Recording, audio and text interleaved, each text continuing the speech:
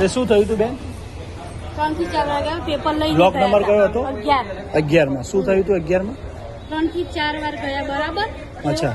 એ કે છે બાથરૂમ ગયા છે, બાથરૂમ ઓકે ગયા ઓકે. છે. હા હા. પણ એ છે ને પાછા આયા ને તો પેપર આ રીતે લઈને આયા અને પછી અચ્છા, લખ્યું એઝ અ સુપરવાઇઝર હતા? હા. શું તો કોણ હતું એ? તો સુપરવાઇઝર સિવાય ક્લાસમાં કોણ આવી શકે સર? ઉમેદવારની વાત કરે છે. ઉમેદવાર અંદર આવ્યા હતા હા. અને ક્વેશ્ચન પેપર લઈને આવ છુપાવીને એ આવ્યા. બેન લખતા હતા અને પછી વોશરૂમ જે છે એમ કરીને 3 થી 4 વાર ગયા. ઓકે, છેલ્લા 2 કલાકમાં થયું આ? 2 કલાક પછી. ઓકે હા. નમસ્કાર મિત્રો, ટાટ પરીક્ષામાં એક બે એવી ઘટનાઓ સામે આવી છે જેના કારણે લાખો ઉમેદવારો ચિંતામાં મુકાઈ ગયા છે. એમને એવું લાગી રહ્યું છે કે એમના જોડે અન્યાય થયો છે. શું ખરેખર આવું થયું છે? એના વિશેની સંપૂર્ણ ચર્ચા આપણે આજના આ વિડીયોની અંદર વિગતવાર કરીએ. તો ટાટ પરીક્ષાના તમામ ઉમેદવારો માટે મોટા સમાચાર. ટાટ પરીક્ષા રદ થશે. પેપર લીક થયું હતું. ચાલુ પરીક્ષા એ ટાટ પરીક્ષાનું પેપર છે એ બહાર ગયું હોવાના પુરાવા તમે એ વિડીયોની અંદર જોયા. આગળ પણ હું તમને તમામ ઇન્ફોર્મેશન આપું છું. તો પહેલા જે એક કિસ્સો ધ્યાનમાં આવ્યો હતો, રાજકોટમાં ટાટની પરીક્ષામાં કુર્તીમાં મોબાઈલ છુપાવીને આવેલી યુવતી ઝડપાઈ.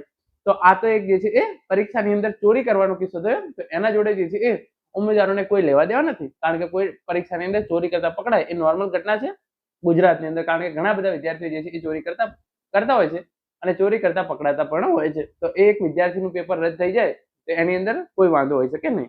પરંતુ મેઇન બાબત તમે અહીંયા આ જોઈ શકો છો, જે યુવરાજસિંહ જાડેજા દ્વારા ટ્વીટ કરવામાં આવી હતી.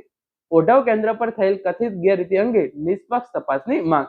જે તમે વિડીયો જોયો એ પ્રમાણેની અંદર 3 મે 2026 ના રોજ લેવાયેલી ટાટ પરીક્ષામાં સુપર હાઈસ્કૂલ ઓઢવ ખાતે થયેલી ગંભીર શંકાસ્પદ પ્રવૃત્તિની તપાસ કરવા બાબત રાજ્ય પરીક્ષા બોર્ડ દ્વારા લેવાયેલી ટાટ માધ્યમિકની અંદર લાખો ઉમેદવારોએ જે છે એ આ પરીક્ષા આપેલી છે. અને આની અંદર તમે જોઈ શકો છો, જાગૃત ઉમેદવાર દ્વારા મળતી માહિતીના આધારે ઘટનાનું વિગત. Super high school Ambikanagar Odhav Ahmedabad, block number 11, Sanskrit વિષય. પરીક્ષા દરમિયાન એક મહિલા ઉમેદવાર નરોડા નિવાસી વારંવાર વર્ગખંડની બહાર ગયા હતા. ગંભીર બાબત એ છે કે ત્રીજી વખત તેઓ પોતાના પ્રશ્નપત્ર સાથે બહાર ગયા હોવાનું નજરે પડ્યું છે. એટલે કે પરીક્ષા ખંડની બહાર કોઈ કિસ્સો બની જાય તો તમારે જવું પડે. જનરલી તો જે તમારો પરીક્ષાનો સમય હોય એ દરમિયાન તમે બહાર જઈ શકતા નથી, પરંતુ કોઈ ઇમરજન્સી આવે તો તમે બહાર જઈ શકો છો. પરંતુ વારંવાર અને છેલ્લી વાર જ્યારે તેઓ બહાર ગયા ત્યારે પોતાના પ્રશ્નપત્રની સાથે બહાર ગયા. આ કિસ્સો જે છે એ લાખો ઉમેદવારો કે જેઓ છેલ્લા 1-2 વર્ષ, આપણે માની લઈએ કે 2023 ની અંદર લાસ્ટ ટેટ પરીક્ષા લેવાઈ હતી અને આ 2026 છે, તો છેલ્લા 3-4 વર્ષથી સખત મહેનત કરી રહ્યા છે શિક્ષક બનવા માટે, અને એમના સામે જ્યારે આવો કિસ્સો આવે ત્યારે એમને કેટલું દુઃખ થાય. રિલીવર તરીકે આવેલા એક સુપરવાઇઝર પણ આ ઉમેદવાર સાથે બહાર ગયા હતા. અંદાજે 2 મિનિટ બાદ પરત ફર્યા હતા. સીસીટીવી ફૂટેજમાં પ્રશ્નપત્ર છુપાવવાનો પ્રયાસ થયો હોવાની પ્રબળ આશંકા છે. નિયમોનું ઉલ્લંઘન. પરીક્ષાના કડક નિયમો મુજબ કોઈ પણ ઉમેદવાર પ્રશ્નપત્ર સાથે વર્ગખંડની બહાર કેવી રીતે જઈ શકે?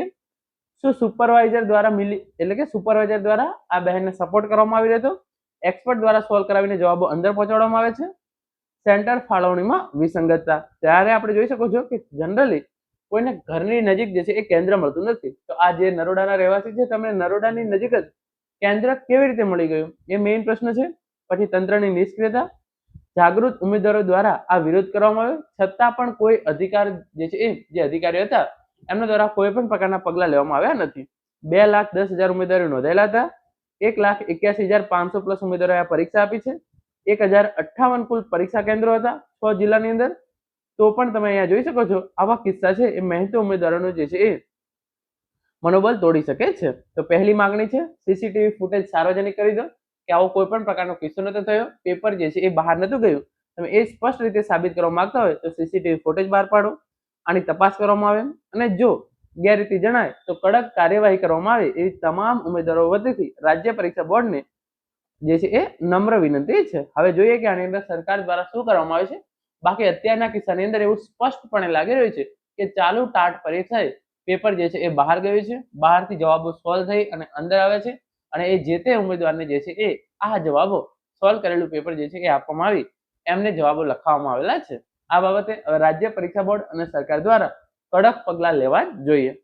તો આ હતો આજનો video. Thank you so much for watching.